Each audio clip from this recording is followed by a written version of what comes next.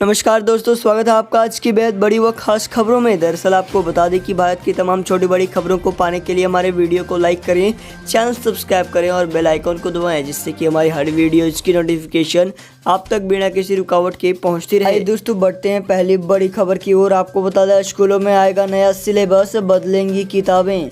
सरकार ने जारी किया नया आदेश। दरअसल आपको बता दें कोरोना संक्रमण काल के दौरान ही सरकार ने स्कूली शिक्षा में बदलाव का बड़ा फैसला लिया है।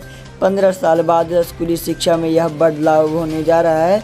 अब नए सिलेबस के साथ NTERT से पूरा पाठ्यक्रम तैयार करने को कहा गया है। बता दें कि मानव संसाधन विकास मंत्रालय ने कहा है कि स्कूली शिक्षा के लिए राष्ट्रीय पाठ्यक्रम की रूपरेखा में 15 साल बाद एक बार बदलाव किया जा रहा है। इस नई रूपरेखा का मसौदा दिसंबर तक तैयार हो जाएगा।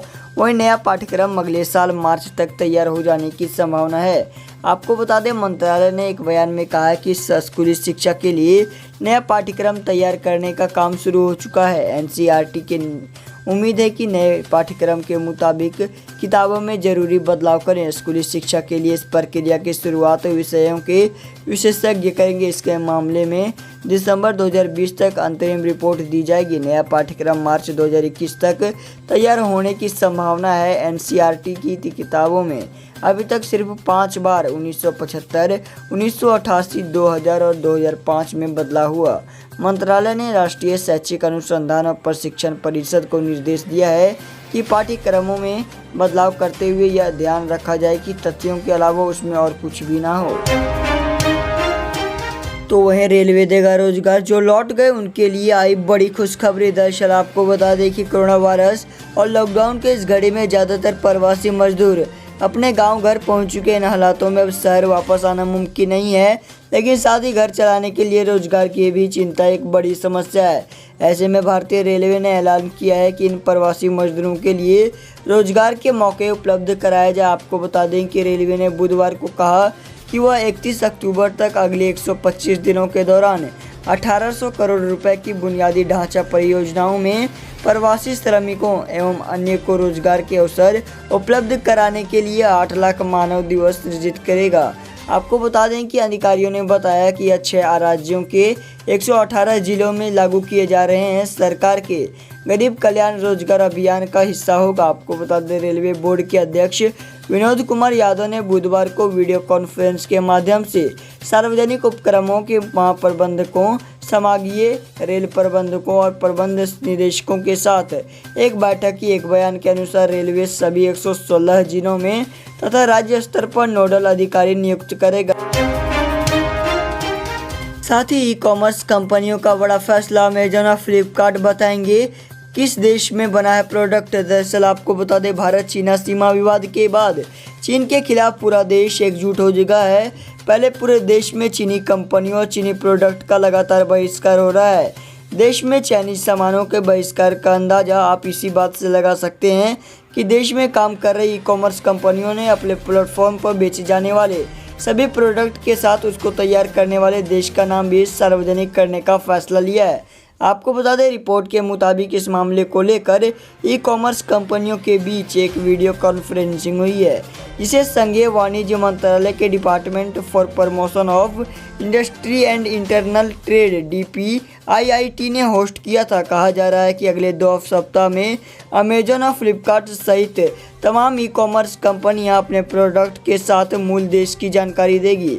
वहीं अमेजन और फ्लिपकार्ट ने सरकार से उन प्रोडक्ट के बारे में सलाह मांगी है जो बनते तो भारत में हैं, लेकिन उनके कंपोनेंट चीन या किसी अन्य देशों से आयात होते हैं। हालांकि अमेजन, फ्लिपकार्ट और स्नैपडील ने इस मामले पर कोई आधिकारिक बयान अभी तक जारी नहीं किया है।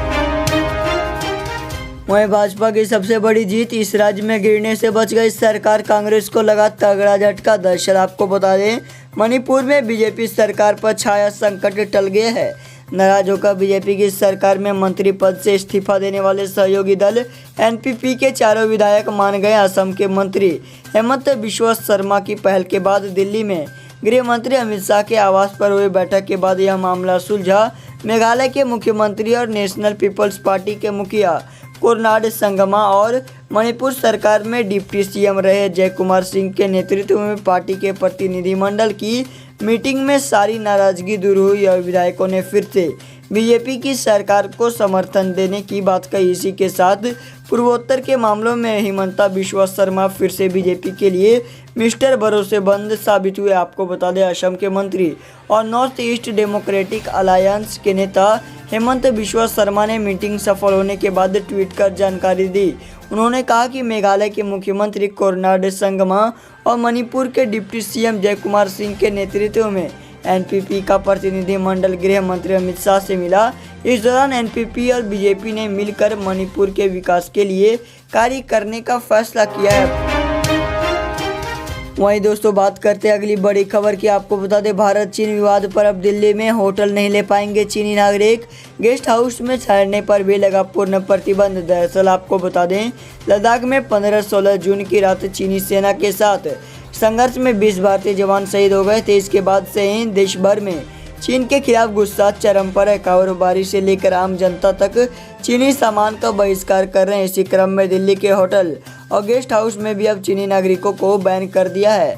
Confederation of all India traders ने चीनी सामानों को बहिष्कार करने का आह्वान किया। इसके बाद दिल्ली बजट होटलों के संगठन Delhi hotel and guest house owners association यानी धुर्वा ने घोषणा की है कि दिल्ली के होटल और गेस्ट हाउस में अब से किसी भी चीनी नागरिकों को नहीं ठहराया जाएगा। आपको बता दें कि राजधानी दिल्ली में 3000 से ज़्यादा बजट होटल्स तथा गेस्ट हाउस हैं। धुर्वा के महामंत्री महेंद्र गुप्ता ने जानकारी दी कि चीन ने भारत के साथ धोखा किया है।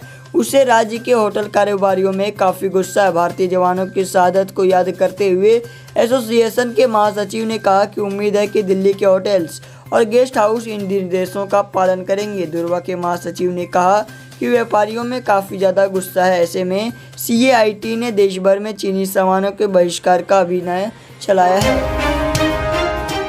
वहीं दोस्तों, बढ़ते अगली बड़ी खबर की। आपको बता दें कि आंदोलन का असर, फेयर एंड लवली अपने नाम से हटाएगी फेयर शब्द, तैयारियों में बाकी कंपनी। दरअसल आपको बता दें कि लोकप्रिय fairness cream fair and lovely अपना नाम बदलने जा रही है। निर्माता कंपनी यूनिलीवर की भारतीय इकाई ने गुरुवार को जानकारी दी है कि वह फेयर एंड लवली से फेयर शब्द को हटाने जा रही है।